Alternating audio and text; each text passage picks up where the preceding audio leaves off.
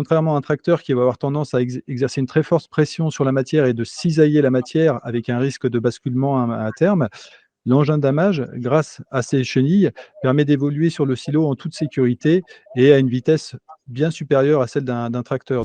Eh bien, on va passer au deuxième finaliste de cette catégorie. On va donner la parole à All Tracks Engineering avec son directeur Renaud Vézier qui est avec nous et on va vous demander dans un premier temps, s'il vous plaît, tout simplement de nous présenter votre activité en quelques mots. En quoi consiste votre activité, votre projet?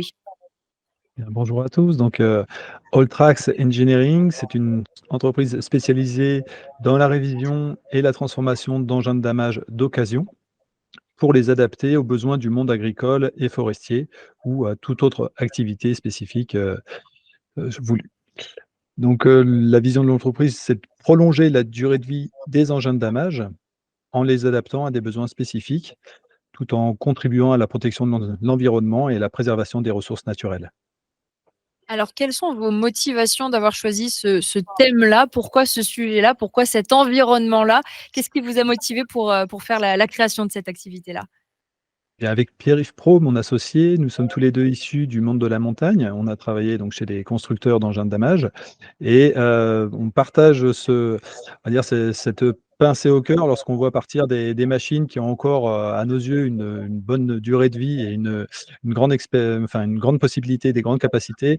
De les voir partir à la casse au bout de 7 ans ou 7 000 heures de travail à peu près, c'est quelque chose qui nous semblait un petit peu inacceptable. Donc on s'est posé la question de voir dans quelle application et dans quel domaine, ces machines pourraient être réutilisées et continuer leur vie. Alors, on va poursuivre cette partie d'interview avec les partenaires, à commencer par Audrey Arnaud de Solucir. Vous aussi, vous avez des questions donc pour ce candidat. Tout à fait, on est toujours curieux des nouvelles idées. Moi, j'aimerais comprendre peut-être qu'est-ce qui fait que les dameuses ont une durée de vie de 7 ans? Pourquoi au bout de 7 ans, on estime qu'elles sont plus viables? Quelle transformation ça nécessite pour vous les transformer en engins de chantier? Alors, la durée de vie, au bout de 7 ans, on va dire qu'il y a plusieurs aspects. Il y a un premier aspect économique, qui est lié au fait que, les machines sont quand même soumises à rude épreuve en montagne et donc il est nécessaire de les réviser et de les entretenir et au bout de 7 ans, on arrive à des remplacements d'organes qui sont relativement onéreux et c'est vrai qu'il y a un moment donné où il y a un bilan économique qui se fait au niveau des stations et qui les pousse bien souvent à se séparer des machines à cette période-là. Après, nous, en termes de transformation, on va principalement, on va dire, toucher au système de refroidissement de la machine, parce qu'après avoir été utilisé par -20 degrés, là, on va les utiliser en pleine par +20, +30, voire +40 degrés. Donc, il y a des modifications effectuées de ce côté-là. On va également supprimer un accessoire principal de la dameuse qui est sa fraise, c'est-à-dire son accessoire à l'arrière qui permet de préparer les pistes de ski.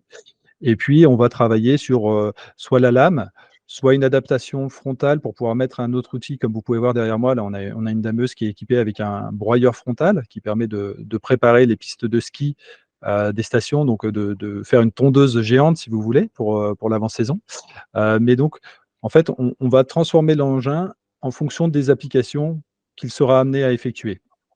Donc, on va toucher également au train de chenilles pour pouvoir continuer à avoir une faible portance, ne pas endommager les sols, évoluer dans des terrains humides, par exemple les marais ou des endroits un petit peu atypiques comme ça. Et puis, la machine, voilà, après, c'est aux besoins de l'utilisateur, donc installation de climatisation ou non dans la cabine, etc. Enfin, voilà, on a tout un tas d'options qu'on peut décliner ensuite pour les besoins spécifiques. Et la question que ça me pose, c'est que quel est l'accueil de vos machines vis-à-vis du monde agricole et est-ce que ça répond aux enjeux du monde agricole de demain? Parce que quand on parle de transition, on pense forcément à une agriculture peut-être un peu différente dans laquelle on impacte moins la terre. Donc, est-ce qu'il y a des usages spécifiques ou voilà, un petit peu cette perspective-là? Ouais, très bonne question. Le monde agricole est très réceptif à l'idée pour beaucoup de raisons. Déjà, il y a un côté un petit peu, atypique de l'engin qui fait que, on a quand même en face de nous des gens qui aiment les belles machines et là, pour le coup, ils sont servis. Il y a également les caractéristiques techniques de la machine, hein, qui permettent, d'avoir cette faible pression au sol, bien inférieure au tracteur, donc pour préserver les sols, mais également pour se déplacer en toute sécurité. Si on parle, par exemple, d'une activité un peu comme la nôtre, dans la circularité, comme, peut l'être la méthanisation, qui est vraiment une des activités qu'on cible en priorité, on a une problématique qui est de pousser une énorme quantité de matière végétale en un laps de temps très court et avec une nécessité de compacter cette matière et de faire sortir le maximum d'air de cette matière pour conserver le pouvoir biométhanogène de la matière. Eh bien, l'engin d'amage est vraiment très, très adapté à cela et en plus, il permet de le faire en toute sécurité parce que contrairement à un tracteur qui va avoir tendance à exercer une très forte pression sur la matière et de cisailler la matière avec un risque de basculement à terme, l'engin d'amage, grâce à ses chenilles, permet d'évoluer sur le silo en toute sécurité et à une vitesse bien supérieure à celle d'un tracteur. Donc, ça présente des gains économiques aussi parce qu'on est sur un objet qui va être quand même de l'ordre de 2 à 3 fois moins cher qu'un tracteur équivalent. Et donc, voilà, on a un gain un peu à tous les niveaux pour le monde agricole. On va poursuivre avec les questions peut-être de Christophe Jouan-Blanc des Shifters. Vous aussi, vous aviez des questions pour notre candidat. Oui, effectivement, j'avais une question un petit peu technique, mais d'abord, je voulais vous féliciter parce que je trouve cette initiative de réutilisation des dameuses exemplaire parce qu'elle réutilise un dispositif, la dameuse, qui est emblématique de l'économie du tout-ski, qui est quand même un peu condamné à moyen terme à cause du dérèglement climatique, et pour un usage qui va justement dans le bon sens vers la méthanisation, qui représente un potentiel important de production d'énergie décarbonée. Donc rien que pour ça, l'idée, elle nous a beaucoup plu côté Shifter, puisqu'on travaille à la promotion d'une énergie décarbonée. Donc ma question, elle est technique, hein, j'en suis désolé, je suis consultant bilan carbone par ailleurs, et donc je me suis amusé à faire un petit calcul, donc en regardant un petit peu, bien que je n'y connaisse rien, les informations sur les dameuses que j'ai pu trouver sur Internet. Donc si je prends une dameuse qui travaille 7 heures par jour à peu près, et qui consomme 300 litres de gazole par jour, sur 4 mois, je me suis dit 4 mois de 30 jours, 120 jours d'utilisation en hiver, ça fait 36 000 litres de gazole par saison. Et en termes de bilan carbone, c'est donc 110 tonnes de CO2 par saison.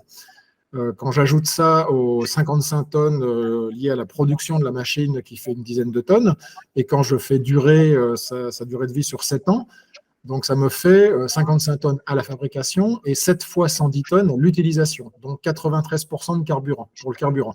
Et je me dis qu'en fait, ce qui est clé pour l'impact environnemental, c'est pas tant d'amortir sur une durée de vie plus longue l'impact de la fabrication du matériel, mais c'est surtout de le réutiliser en pouvant consommer moins que dans la première vie et en consommant moins qu'une machine qui serait dédiée à l'agriculture.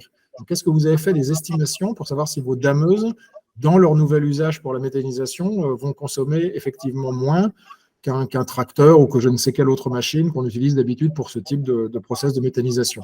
Et encore une fois, désolé de la technicité de ma question. Je vais essayer voilà, de répondre de manière à peu près technique et puis pas trop non plus. Effectivement, donc il y a un bilan carbone qui est conséquent sur l'engin d'amage. Donc nous, l'idée, c'est déjà de repartir en essayant d'économiser ces 55 tonnes de CO2 émises à la fabrication de la machine, en ayant la base existante. Ensuite, effectivement, le point clé, on va dire, dans la dameuse, c'est sa fraise. Donc, c'est l'accessoire dont on a parlé tout à l'heure, qu'on a évoqué et sur lequel nous, on le retire de la machine parce qu'il n'a plus d'utilité. Et il faut savoir que dans son travail, aujourd'hui, c'est lui qui récupère 150 chevaux à peu près de la puissance du moteur et qui représente une part de la consommation de l'ordre de 30% de l'engin d'amage. Donc, en ne l'utilisant pas, on arrive déjà à diminuer la consommation. On passe de l'ordre, on va dire, d'une trentaine de litres à l'heure à une vingtaine de litres à l'heure, du simple fait de ne pas utiliser la fraise. Et après, globalement, sur l'usage de la machine, on est également là sur des usages où on ne va plus être en montée très forte avec un usage à 100% du potentiel moteur. Et on va plutôt se retrouver dans des usages à 30 ou 40% du potentiel de la machine. Donc, on va à nouveau, de par l'usage, diminuer les consommations de manière conséquente. Et voilà, donc ça, c'est, on va dire, dans l'exploitation, on va quand même être sur des données bien inférieures à ce qu'on peut rencontrer dans le monde du damage. Et ensuite, c'est vrai que nous, à terme, un de nos axes de recherche principaux, c'est de développer une motorisation dual fuel qui permette de fonctionner à hauteur d'environ 10-15% sur du diesel, on va dire pour les phases d'allumage et de démarrage de la machine, et le reste du temps sur du bio-GNV, qui pourrait être le carburant, par exemple, le produit fabriqué si on est sur un site de méthanisation. Donc là, on rejoindrait une forme de circularité vraiment complète dans notre démarche sur nos usages. D'accord. Et par rapport à des machines dédiées qui travaillent dans des silos de méthanisation, déjà la consommation, vous l'avez estimée, elle est meilleure avec une dameuse recyclée? C'est du même ordre de grandeur? Alors la consommation, si on la ramène à la puissance, parce que donc la difficulté, c'est qu'on est avec une machine qui fait 450 chevaux à peu près. Si on la compare avec un engin agricole habituel qui va plutôt être dans les 250 chevaux, on va avoir naturellement, du fait de la plus grande cylindrée de la machine, une consommation légèrement supérieure. Cependant, comme on va être dans des plages d'utilisation régime moteur très faible grâce au fait qu'on est en surcapacité, au final, on va se retrouver avec un niveau de consommation à peu près assez proche d'un engin agricole traditionnel, à plus ou moins 10% suivant le type d'engin qui va être utilisé, quoi. D'accord. Ok. Et vous savez à quelle distance des montagnes sont en général réutilisées vos dameuses? Est-ce que vous devez les envoyer à l'autre bout de l'Europe ou alors est-ce qu'elles sont utilisées dans des usines de méthanisation qui sont proches?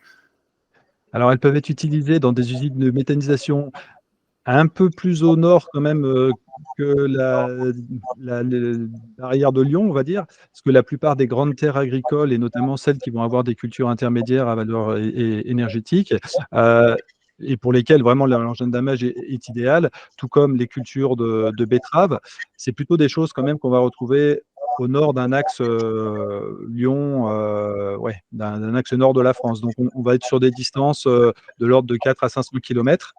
D'accord. L'idée étant pour nous d'avoir un engin qui soit le plus polyvalent possible et non pas d'avoir un engin que nous lourions à différents endroits en le transportant à chaque fois.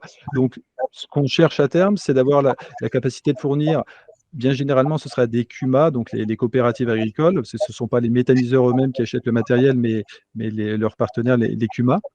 Et les méthaniseurs ensuite louent ce matériel auprès des CUMA. Et l'idée, ce serait voilà, de cibler les CUMA et de leur proposer un appareil qui puisse faire à la fois du broyage, qui puisse à la fois pousser sur un site de méthanisation, sur lequel à terme on puisse pourquoi pas mettre un épandeur pour pouvoir venir épandre le digestat, qui est le résidu de la méthanisation et qui constitue un engrais formidable, qui permet de se passer aussi de beaucoup d'engrais qui viennent de très loin. Et voilà, c'est d'aller dans cette circularité de l'économie avec vraiment des multiples usages pour le monde agricole. Merci à vous, les partenaires Audrey Arnaud de Solucir, Christophe Jouan-Blanc des Shifters, et puis à Renaud Vézier. On vous souhaite une bonne route, une bonne chance dans ce concours. Merci beaucoup. Au revoir. Bravo. Au revoir.